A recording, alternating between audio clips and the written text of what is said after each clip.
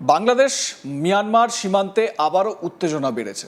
সীমান্তের ওপারে মিয়ানমারের রাখাইন প্রভিন্সে নতুন করে শুরু হয়েছে তীব্র সংঘর্ষ।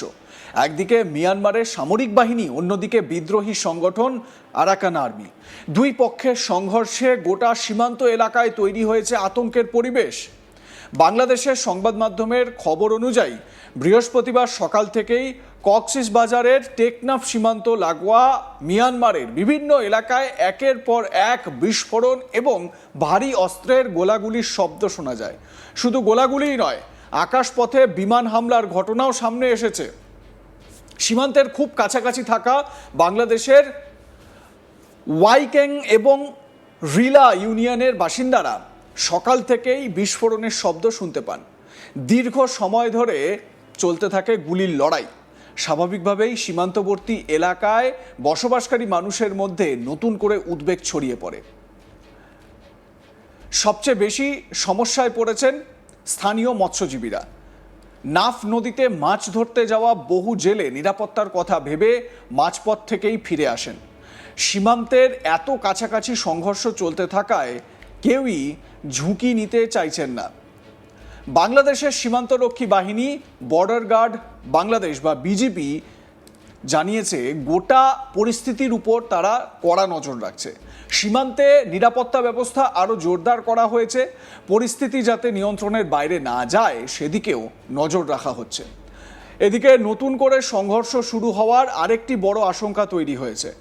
বাংলাদেশের একাধিক সংবাদ মাধ্যম জানিয়েছে যদি এই সংঘর্ষ দীর্ঘস্থায়ী হয় তাহলে আবারও বিপুল সংখ্যক রোহিঙ্গা শরণার্থী সীমান্ত পেরিয়ে বাংলাদেশে আশ্রয় নেওয়ার চেষ্টা করতে পারে। এই সম্ভাবনাকে উড়িয়ে দিচ্ছে না প্রশাসনও। স্থানীয় সূত্রে খবর, টেকনাফ সীমান্তের ওপারে মিয়ানমারের রাখাইন রাজ্যের বলিবাজার এবং কুমিরখালী এলাকায় সামরিক বাহিনী বড় ধরনের স্থল অভিযান শুরু করার পরই সংঘর্ষ আরও তীব্র হয়ে উঠেছে। এরপর থেকেই দুপক্ষের মধ্যে শুরু হয় ভারী অস্ত্রের লড়াই। স্থানীয়দের দাবি, একের পর এক বিস্ফোরণে সীমান্ত লাগোয়া বহু এলাকার বাড়িঘর কেঁপে ওঠে। আতঙ্কে অনেকেই ঘরের বাইরে বেরোতে সাহস পাননি। স্থানীয় বাসিন্দা, ওই এলাকার মানুষ, তারা কি বলছেন, তাদের মধ্যে কতটা ভয় ভীতি, একবার শুনুন তাদের বক্তব্য। হচ্ছে এবং বিমান হামলা হচ্ছে, তবে আমরা স্থানীয় যারা বাসিন্দা রয়েছে অনেক আতঙ্কের মধ্যে ছিলাম। ওপারে গোলাগুলি এবং বিমান হামলায় আমাদের এই পারে বাংলাদেশের সর্বদক্ষিণের সীমান্ত টেকনাফে আবারও বাসাবাড়ি কেঁপে ওঠে।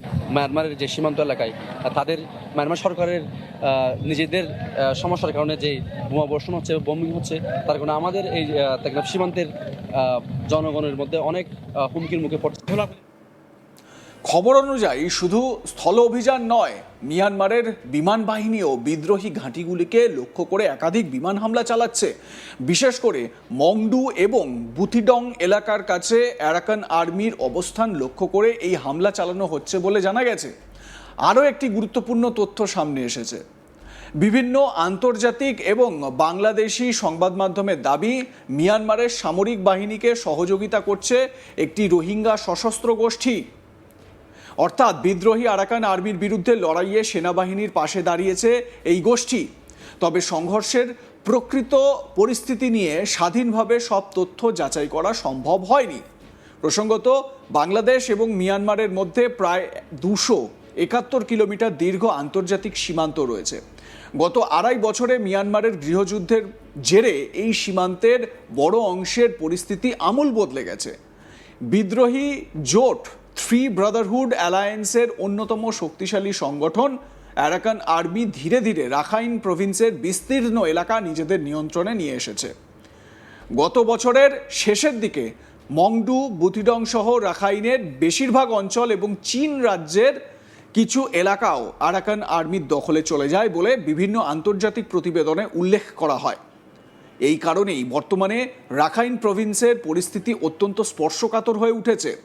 সবচেয়ে বড় উদ্বেগের বিষয় এই অঞ্চলে বসবাসকারী বিপুল সংখ্যক রোহিঙ্গা মুসলিমের ভবিষ্যৎ। মিয়ানমারের সংঘর্ষ আরও বাড়লে তাদের নিরাপত্তা নিয়েও প্রশ্ন উঠছে। মনে করিয়ে দেওয়া প্রয়োজন, প্রায় 1 দশক আগে মিয়ানমারে রোহিঙ্গাদের বিরুদ্ধে ব্যাপক সহিংসতা ছড়িয়ে পড়েছিল। সেই সময় প্রাণ বাঁচাতে কয়েক লক্ষ রোহিঙ্গা সীমান্ত পেরিয়ে বাংলাদেশে আশ্রয় নিতে বাধ্য হয়। বর্তমানে কক্সবাজারের বিভিন্ন শরণার্থী শিবিরে এখনও লক্ষ লক্ষ রোহিঙ্গা বসবাস করছে। এই পরিস্থিতিতে নতুন করে যদি বড় সংঘর্ষ শুরু হয় তাহলে আবারও নতুন শরণার্থীর ঢল নামার আশঙ্কা তৈরি হয়েছে। আন্তর্জাতিক পর্যবেক্ষকদের মতে বর্তমান সংঘর্ষের আরও একটি জটিল দিক হল বিভিন্ন সশস্ত্র গোষ্ঠীর ভূমিকা।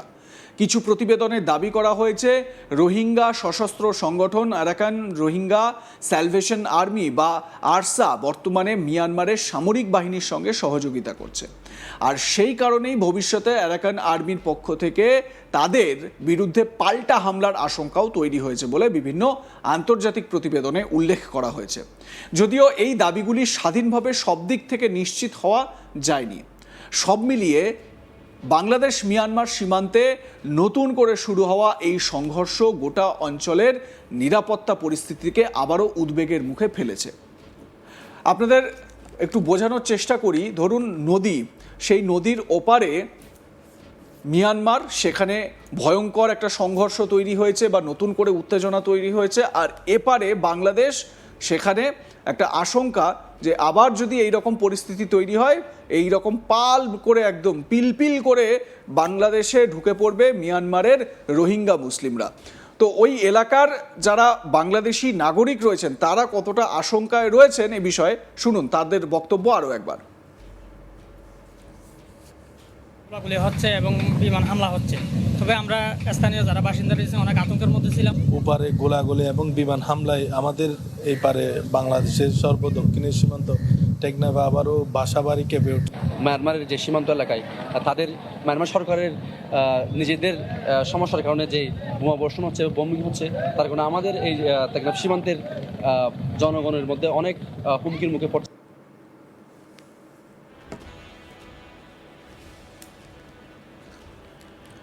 একদিকে চলছে ভারী গোলাবর্ষণ, অন্যদিকে রয়েছে বিমান হামলার খবর। সীমান্তবর্তী এলাকায় আতঙ্কে দিন কাটাচ্ছেন সাধারণ মানুষ। তাদের বক্তব্য তো শোনালাম আপনাদের। বাংলাদেশের সীমান্তরক্ষী বাহিনী পরিস্থিতির উপর নজর রাখছে। একই সঙ্গে নতুন করে রোহিঙ্গা শরণার্থীর ঢল নামার সম্ভাবনাও পর্যবেক্ষণ করা হচ্ছে। এমনিতেই বাংলাদেশে লক্ষ লক্ষ রোহিঙ্গা শরণার্থীর একটা বোঝা রয়েছে, তার উপর যদি নতুন করে আরও রোহিঙ্গা শরণার্থী প্রবেশ করে তাহলে বাংলাদেশের ওপর খুব স্বাভাবিকভাবে চাপ বাড়বে। এবং ভালো করে বুঝে দেখুন যে বাংলাদেশে যদি রোহিঙ্গা শরণার্থী বা রোহিঙ্গা মুসলিমদের চাপ বাড়তে থাকে তাহলে বাংলাদেশ সীমান্ত পেরিয়ে, বাংলাদেশের কাঁটাতার পেরিয়ে ভারতেও সেই সমস্ত রোহিঙ্গা মুসলিমদের অনুপ্রবেশের আশঙ্কা একেবারে উড়িয়ে দেওয়া যায় না। আপনারা কি বলেন? আপনাদের মতামত জানাতে ভুলবেন না। দেখতে থাকুন আজ তাক বাংলা, সাবস্ক্রাইব করুন আমাদের ইউটিউব চ্যানেলটি।